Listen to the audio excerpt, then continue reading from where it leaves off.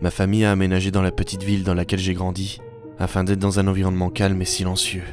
Des hectares de terre séparaient les maisons les unes des autres, et des prairies s'étalaient à perte de vue. Je ne pouvais pas inviter mes anciens amis de mon ancienne ville, et les maisons étaient bien trop éloignées les unes des autres pour que je puisse faire connaissance des autres familles et découvrir si elles avaient des enfants.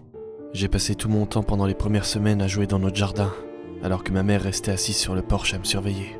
Même si mes souvenirs de la courte période qu'on a passée dans cette maison sont flous, je me rappelle parfaitement des quelques événements qui se sont déroulés quand j'avais 5 ans.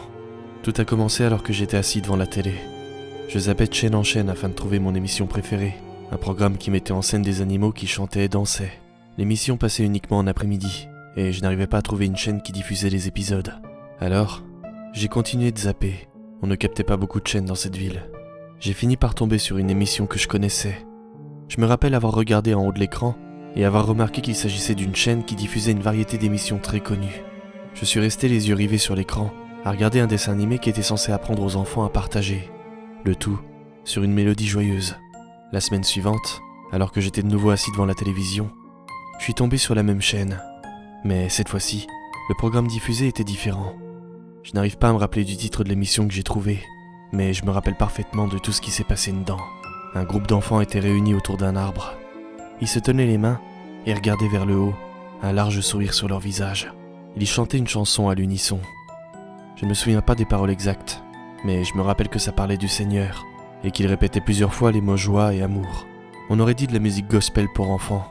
Les enfants, quant à eux, ressemblaient à des choristes que j'avais déjà vus quand on allait à l'église avec mes parents. Pendant que je regardais ça, j'ai entendu des bruits de pas approcher du salon. Ma mère est apparue et m'a alors demandé ce que je regardais. Je ne me souviens pas de ce que j'ai répondu, mais une expression de confusion est apparue sur son visage.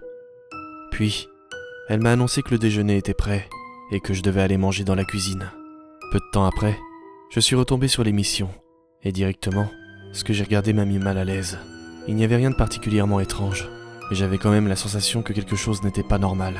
J'ai commencé à me sentir anxieux, et j'ai subitement eu une boule dans la gorge. Ça m'arrivait souvent quand je me retrouvais dans une situation gênante, et ce sentiment de malaise s'est rapidement transformé en quelque chose d'autre. J'avais l'impression de regarder quelque chose qui n'était pas fait pour moi. Une voix profonde faisait la narration et insistait sur l'importance du partage, pendant que la caméra faisait un zoom sur un groupe d'enfants assis sur de la moquette et entourés de jouets.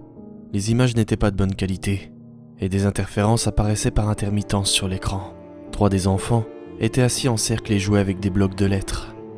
2 filles parlaient à une poupée de la taille d'un bébé et qui portait un jean et un t-shirt rose qui recouvrait ses longs cheveux blonds. Un autre groupe d'enfants remplissait un livre de coloriage assis autour d'une table. Les filles avaient l'air de reproduire une scène d'une histoire quelconque avec la poupée. Ça avait l'air d'être un jeu totalement normal auquel n'importe quel enfant aurait pu jouer s'il avait eu une poupée dans les mains. Mais parfois, entre 2 phrases, j'entendais quelque chose qui me paraissait étrange, comme des phrases ou des mots bizarres, ce qui renforçait mon inquiétude. Les interférences, quant à elles, se faisaient de plus en plus présentes, déformant les images et la bande audio. Ça ne durait qu'une fraction de seconde, mais à chaque fois, j'arrivais à distinguer une image entre les grésillements. C'était si rapide que je ne sais même pas comment je l'ai remarqué. Au dernier grésillement, je n'ai aperçu qu'un flash de lumière rouge. Puis, tout est redevenu normal. Le son était net, et il n'y avait plus d'interférence. Les enfants, eux, continuaient de jouer avec leurs jouets. Cette nuit-là, je me rappelle avoir fait un cauchemar. Je me souviens qu'il était si clair que je me suis demandé si ce n'était pas la réalité. Je jouais sur une aire de jeu qui se trouvait dans l'ancienne ville dans laquelle j'habitais. Je courais sous le soleil chaud. Le ciel était bleu, et les feuilles des arbres bougeaient doucement au gré du vent. Je suis monté sur l'échelle d'un toboggan, ce qui ressemble à des tunnels colorés, et j'ai glissé dans le tunnel avec joie. J'ai ensuite remonté l'échelle à nouveau, et alors que je m'apprêtais à me laisser glisser sur le toboggan, j'ai vu un visage au bout du tunnel. C'était un visage rouge, et ses yeux étaient noirs, sans pupille visible. Son visage était à l'envers, comme si la chose s'était mise sur le bout du tunnel et s'était penchée en avant pour me regarder. J'étais submergé par la peur. J'ai ouvert la bouche pour crier, mais aucun son n'en est sorti. Mes yeux se sont ouverts d'un coup, et j'ai essayé de m'adapter rapidement à la noirceur. J'étais dans ma chambre, dans mon lit, et sous ma couette. Mon réveil indiquait environ 3 heures du matin. Mon corps était recouvert de sueur froide, et des larmes ont roulé sur mes joues. J'ai tendu le bras pour allumer la lumière de ma lampe de chevet. Mes doigts ont attrapé la ficelle, et je l'ai tirée, mon cœur battant si fort que j'arrivais à l'entendre dans mes oreilles. J'ai soupiré de soulagement quand la lumière s'est allumée, mais je n'arrivais pas à chasser l'image de l'horrible visage que j'avais vu dans mon cauchemar. Même s'il ne m'avait rien fait, une aura malveillante s'en dégageait. Tout semblait être normal le matin suivant, et nos voisins nous ont même rendu visite pour la première fois de notre vie. Tout le monde s'était assis à table pour déjeuner ensemble, et les voisins m'ont posé des questions sur l'école, mes jeux préférés et mes émissions favorites. Ma mère leur a expliqué que j'allais rentrer en cours préparatoire, et qu'elle allait essayer de me trouver une école rapidement. Après le départ des invités, je suis retourné devant la télévision, et la mystérieuse émission était encore diffusée. Le même groupe d'enfants jouait à cache-cache, alors qu'une musique entraînante se faisait entendre. La caméra les suivait, alors qu'ils couraient à travers les portes, se cachaient dans tous les coins, rampaient dans des endroits très étroits, et s'accroupissaient derrière des meubles. La caméra s'est alors arrêtée sur un garçon appuyé contre un mur, qui cachait ses yeux derrière ses mains. Il a commencé à compter jusqu'à 30. Puis, la caméra est allée sur une jeune fille, avec des cheveux bruns relevés dans une queue de cheval, qui marchait le long d'un couloir. Et sans prévenir, ses mouvements ont commencé à devenir très lents, et la musique s'est arrêtée. Le silence était assourdissant, et même le son de ses pas était inaudible. La caméra s'est alors mise à bouger de droite à gauche. J'avais la nausée rien qu'en regardant l'écran. La petite fille est alors entrée dans une pièce au bout du couloir. Il y avait une toute petite porte au coin du mur. Elle s'est accroupie et a commencé à ramper vers elle. Elle a posé sa main sur la poignée, et la porte s'est ouverte d'un coup. La caméra s'est alors baissée à son tour, et s'est attardée sur l'entrebâillure de la porte. Je n'arrivais pas à discerner correctement ce qu'il y avait de l'autre côté, mais j'apercevais très légèrement une sorte de pièce, qui au premier coup d'œil, paraissait entièrement vide. Il ne semblait n'y avoir ni meuble, ni porte, ni fenêtre. Les murs étaient peints en rouge, d'un rouge très intense. À peine avait-elle passé la porte, que celle-ci s'est violemment refermée derrière elle. La caméra est directement revenue sur le petit garçon, qui avait maintenant le front collé contre le mur, et les mains toujours sous ses yeux. On pouvait l'entendre compter à nouveau. 27, 28, 29, 30. Il s'est alors éloigné du mur et a retiré ses mains de devant ses yeux. Il a commencé à chercher les autres enfants cachés dans toute la maison. Il s'est agenouillé à côté d'une table, d'où les cheveux blonds d'une petite fille dépassaient. Il a cherché dans les pièces, a ouvert tous les placards et les armoires, et vérifié derrière chaque meuble. De plus en plus d'enfants étaient découverts, et c'est comme ça que l'émission s'est terminée. Cependant, quelque chose me tracassait. La petite fille aux cheveux marrons n'avait pas été retrouvée. Les nuits suivantes, j'ai eu beaucoup de mal à m'endormir. À chaque fois que ma mère éteignait les lumières, quittait la pièce, et que je regardais la porte se fermer derrière elle, je me sentais directement mal à l'aise et en danger. Un soir, je me suis agenouillé à côté de mon lit, mes mains et mes genoux appuyés contre le sol. Je me suis alors penché en avant, et j'ai regardé sous le lit. J'arrivais à entendre le lourd son de ma respiration et de mon cœur qui battait à toute vitesse. Ma joue touchait le parquet froid, et mes yeux essayaient frénétiquement de trouver quelque chose à travers la noirceur. C'est là que j'ai vu mon ours en peluche, allongé sur le sol et entouré d'ombres sombres. Je n'ai même pas essayé de l'attraper. Je me suis juste levé et j'ai marché jusqu'à la chambre de mes parents. J'ai demandé si je pouvais dormir avec eux, et ma mère a proposé de me raccompagner à ma chambre. Et plus tard, alors que j'étais à nouveau dans mon lit, allongé dans le noir, j'ai entendu frapper à ma fenêtre. Vu que j'étais sur le côté et que la fenêtre se trouvait derrière moi, je n'ai pas osé me retourner.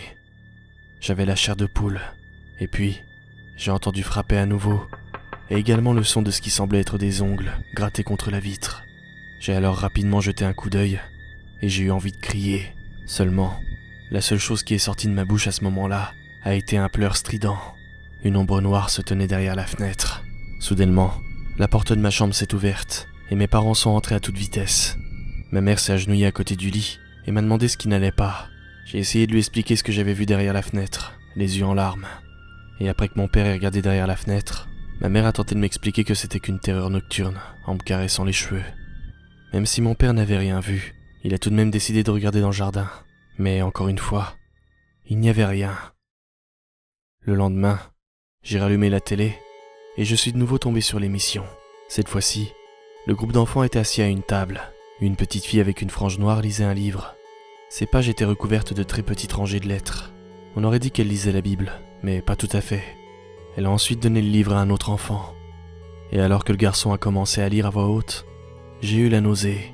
Les paroles ressemblaient à celles que ma mère me lisait de temps en temps le soir, mais ce qu'il disait me glaçait le sang. Dans la scène suivante, les enfants étaient assis dans une classe et leur regard était rivé sur la chaise de la personne devant eux. Une voix faible parlait en arrière-plan, et semblant venir d'encore plus loin, j'entendais comme des sanglots.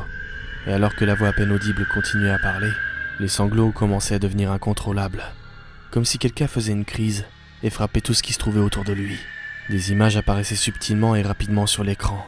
J'arrivais à discerner l'image d'une main d'enfant, alors que les pleurs s'intensifiaient encore et encore. La main semblait être attachée à un bras d'une longueur démesurée. Une des petites filles s'est alors levée de sa chaise, s'est approchée du tableau en zigzagant, puis s'est mise à genoux pour vomir. Un énorme flot de liquide jaune s'est alors déversé de sa bouche pour venir s'écraser sur le sol.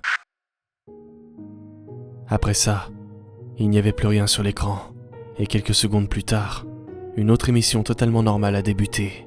Le matin suivant, lorsque je me suis réveillé, j'ai entendu ma mère pleurer.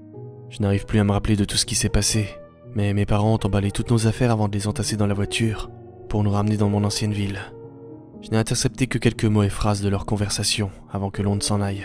Mes parents étaient en train de parler à un policier. Ce dernier a parlé à ma mère, d'un air très sérieux. Je me souviens qu'il parlait d'une émission de télé qui avait été diffusée dans la ville. Je n'avais pas tout compris de ce qu'il disait, mais je me souviens qu'il parlait des voisins et d'un groupe religieux de la ville. Il disait que ces familles s'occupaient de la maternelle et de la primaire. Et je me souviens très clairement des mots tunnels, souterrains et pièces cachées. Je l'ai aussi entendu parler de pièces peintes en rouge, ce qui m'a au passage mis dans un état déplorable, sans même que je ne sache pourquoi. Après être retourné dans mon ancienne ville, j'ai vite oublié tout ça en revoyant mes amis. Et pendant longtemps, je n'ai plus pensé à tout ça. Mais à présent, je suis papa, et quelque chose d'affreux est arrivé. Ma fille est venue me voir dans la cuisine hier après-midi, juste après son émission préférée. Elle m'a alors expliqué que son dessin animé s'était arrêté en plein milieu de l'épisode qu'elle regardait, et elle a commencé à me parler de ce qu'elle voyait sur l'écran. Elle y aurait vu des interférences, des enfants jouant en cache-cache, mais surtout un visage rouge, sans paupières, la fixant intensément derrière l'écran.